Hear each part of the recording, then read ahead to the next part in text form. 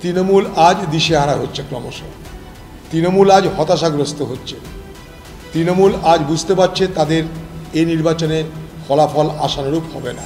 চূড়ান্ত ফল প্রকাশ না হওয়া পর্যন্ত গণনা কেন্দ্র ছাড়বেন না। গণনা নিয়ে কর্মীদের নির্দেশ বিজেপি। প্রত্যেক রাউন্ডের শেষে হিসাব মিলিয়ে নিতে হবে, কোনো গুজবে কান না দেওয়ার নির্দেশ বিজেপি কেন্দ্রীয়। এগুলো কমন কতগুলো লাইন, সবাই আমরা তাই করি।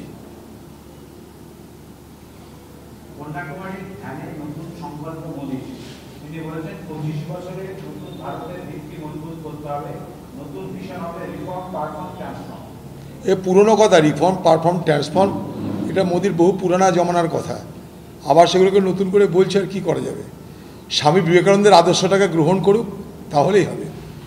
স্বামী বিবেকানন্দ ভারতবর্ষের মানুষের জন্য কি বলেছিল সেটা গ্রহণ করুক, তবেই স্বামী বিবেকানন্দের প্রকৃত সম্মান করা হবে, স্বামী বিবেকানন্দের প্রতি প্রকৃত শ্রদ্ধা জ্ঞাপন করা হবে। স্বামী বিবেকানন্দ কখনো বিভাজনের কথা বলেনি। স্বামী বিবেকানন্দ ঐক্য, সম্প্রীতি, প্রেমের কথা বলেছে, শুধু ভারতবর্ষের মানুষকেই নয়, সারা পৃথিবীর মানুষকে। স্বামীজি তাই বলেছিল তার চিকাগো বক্তৃতায়, হেল্প নট ফাইট, সাহায্য করো, মারামারি নয়। অ্যাসিমিলেশন নট ডিস্ট্রাকশন, ধ্বংস নয়, সবাইকে একযোগ করো। পিস অ্যান্ড হারমোনি নট ডিসেনশন, অর্থাৎ শান্তি চাই, ঐক্য চাই, বিভাজন নয়। সেটুকু ফলো করলেই হবে। ভোটের ফল ঘোষণার আগের দিন সিপিআইএমের সমস্ত প্রার্থী নির্বাচন কমিশনের দ্বারস্থ হতে পারে, তাদের নিশ্চয় কোনো যথোপযুক্ত কারণ আছে। আমরাও করছি। আমরা দিল্লিতে আমাদের পার্টির পক্ষ থেকে নির্বাচন কমিশনের কাছে আমাদের যা যা দাবি সেগুলো বলা হয়েছে। এআইসিসি তরফ থেকে আমাদের কাছে গাইডলাইনও পাঠানো হয়েছে। সেই গাইডলাইন আমরা এজেন্টদেরকে দেব। সেই মতন আমাদেরও এজেন্টরা এআরও বা নির্বাচন যারা গণনায় থাকবে তারা সেই বিষয়গুলোকে অনুধাবন করে কালকে নির্বাচন গণনায় অংশগ্রহণ করবে, এরকম পরামর্শ আমরাও দিচ্ছি। 2014 সালের আসন সংখ্যা পেরিয়ে গেল, অবাক হওয়ার কিছুই নেই। ভার্চুয়ালি বৈঠকে বলছেন অভিষেক বন্দ্যোপাধ্যায়, এজেন্টদের প্রভাবিত করতে পারে বিজেপি, দলীয় নেতাকর্মীদের। জানি না কে কি বলছে, কোথাকার কি, তাদের কি পদ আমার জানা নাই, কি অথরিটি আমার জানা নাই। ভোটের ডিউটি সেরে ফেরার পথে সিআইএসএফের জওয়ানের বিরুদ্ধে শ্লীলতাহানির অভিযোগ তিনি গ্রেফতার হলেন।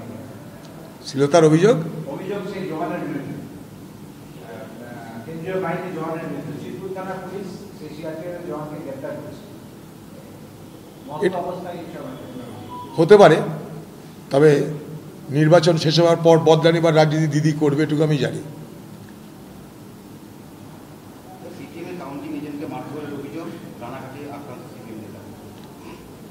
তার মানে এটা কি? এটার মধ্যে এটাই প্রমাণিত হচ্ছে যে তৃণমূল আজ দিশেহারা হচ্ছে, ক্রমশ তৃণমূল আজ হতাশাগ্রস্ত হচ্ছে। তৃণমূল আজ বুঝতে পারছে তাদের এই নির্বাচনে ফলাফল আশানুরূপ হবে না। তাই তারা এই ধরনের প্রতিশোধ প্রিয়ায় তারা নিজেরা আজকে এই ধরনের ঘটনা ঘটাতে চলেছে। বাংলার উপরে, বাংলার মানুষের উপরে গণনার পর আরও অনেক দুর্যোগ নেমে আসবে, সন্ত্রাস নেমে আসবে, হিংসা নেমে আসবে, খুন খারাপি, বোমাবাজি, গোলাগুলি অনেক বাড়বে। এটুকু আমরা দেখতে পাচ্ছি।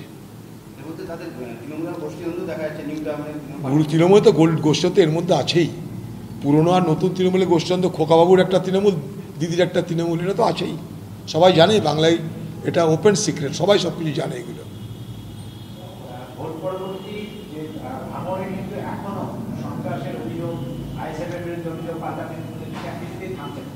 কি করা যাবে? রাজ্যের ব্যর্থতা, এরকম কোশ্চেন করা বেকার। এই কোশ্চেন কোনো মানে হয় না। কোনো ফান্ডামেন্টাল কোশ্চেন করো, উত্তর দিতে ভালো লাগে। হ্যাঁ,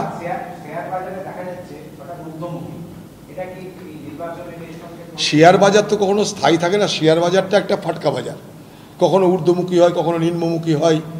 শেয়ার বাজারে জুয়া চলে, এক ধরনের জুয়া চলে, এটাকে স্পেকুলেশন চলে। স্পেকুলেশন মানে এক ধরনের জুয়া। তো স্পেকুলেটিভ মার্কেট শেয়ার বাজার, সেখানটায় কখনো উঠবে, কখনো নামবে। তার সঙ্গে ভোটের ফলাফলে কী সম্পর্ক আছে আমার জানা নাই। এরকম কৃত্রিমভাবেও শেয়ার বাজারকে বাড়িয়ে দেওয়া হয়, যাতে মানুষের মধ্যে একটা ধারণা তৈরি হয় যে ভোটে তো নরেন্দ্র মোদী জিতছে বা বিজেপি আসছে, তাই শেয়ার বাজার বেড়ে গেল। যে যার মতন শেয়ার কিনতে লেগে গেল, তারপরে দেখা গেল কেউ হারলো, কেউ জিতলো, আবার ফল করে গেল। মাঝখান থেকে যারা বাণিজ্য করে, যারা ধান্দা করে শেয়ার মার্কেটে, তাদের লাভ হয়ে গেল।